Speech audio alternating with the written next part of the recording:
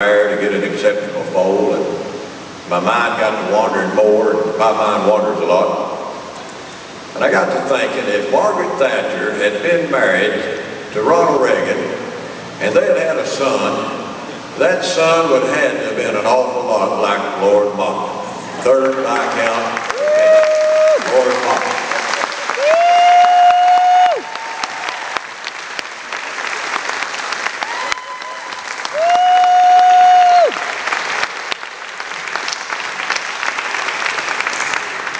Good evening, Tennessee.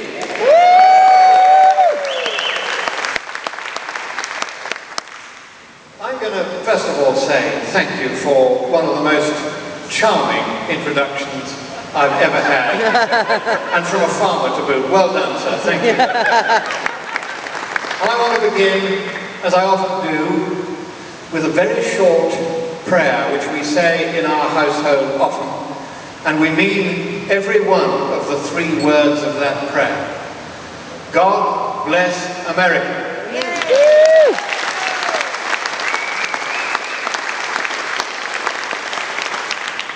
And it is a real honor to me. Oh, and this, just in, you may have heard of the artist formerly known as Prince.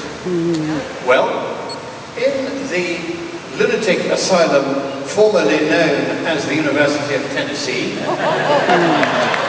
next year they are going to award a posthumous doctorate in economics to Al Capone for services to the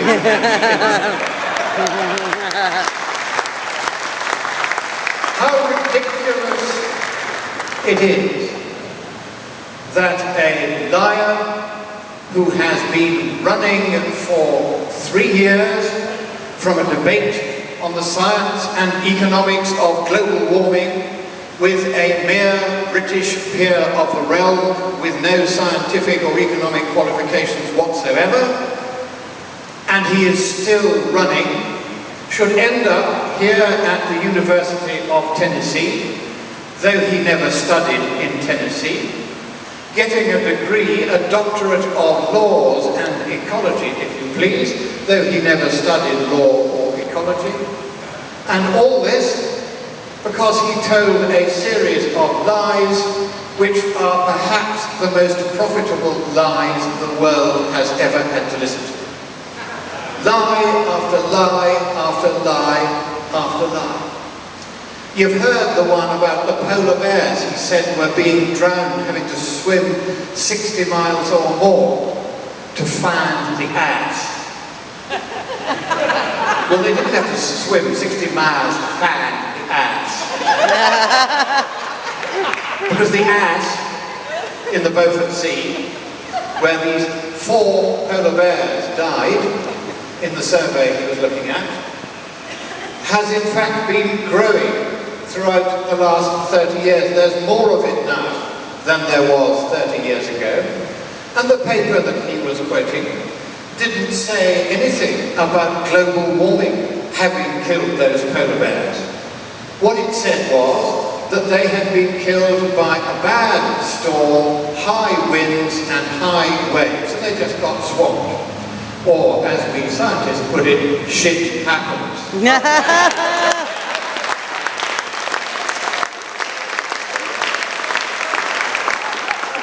And the brave gentleman who came and said he would like to give us the consensus point of view, he somehow thought that the judge had found the movie broadly accurate. Well, yes, the judge did say that the film was broadly accurate in saying that CO2 causes warming, but not that it was going to cause a lot of warming, still less that it was going to cause a sea level rise of 20 feet imminently. In fact, the judge's exact words, which sum up his view not only on sea level, but on the entire movie.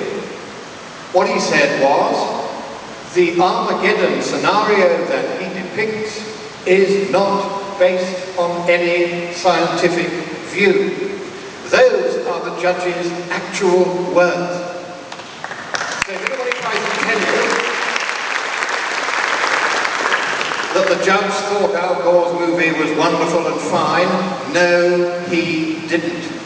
That's why we won the case. That's why we got the British government on the other side of the case to pay us £250,000 in costs.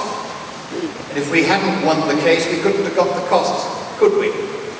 Right. And what else did he say? He said 97% of scientists believe that humankind is causing dangerous global warming. He did not cite his reference. But I know where that particular figure came from. It came from a telephone survey of various carefully selected scientists. And the first question in that survey is, do you think the weather has got warmer over the last 100 years? Well, yes, it has got warmer over the last 100 years. 97% of the scientists who were asked the question looked up the records, found that this was so, and said so. That's what 97% of them supported. There was no question of 97% of them saying they believed that CO2 was such a problem that it was going to cause dangerous, still less catastrophic or apocalyptic global warming. Those are the facts. So when you get people coming here and saying that they represent the consensus view, and they give you facts that are not facts, then what they are doing is they're acting as stand-ins for Al Gore himself, because that's what he does. And the reason why we are here is to say to the lunatic asylum formerly known as the University of Tennessee that it is not acceptable to us, the people of Tennessee, that academic standards of rigor and probity and integrity should be so devalued that a global warming racketeer, profiteer and liar who has already been rewarded with $100 million worth of profits from the lies that he has told, should now, in addition to those lies, be rewarded with an honorary doctorate of the University of Tennessee.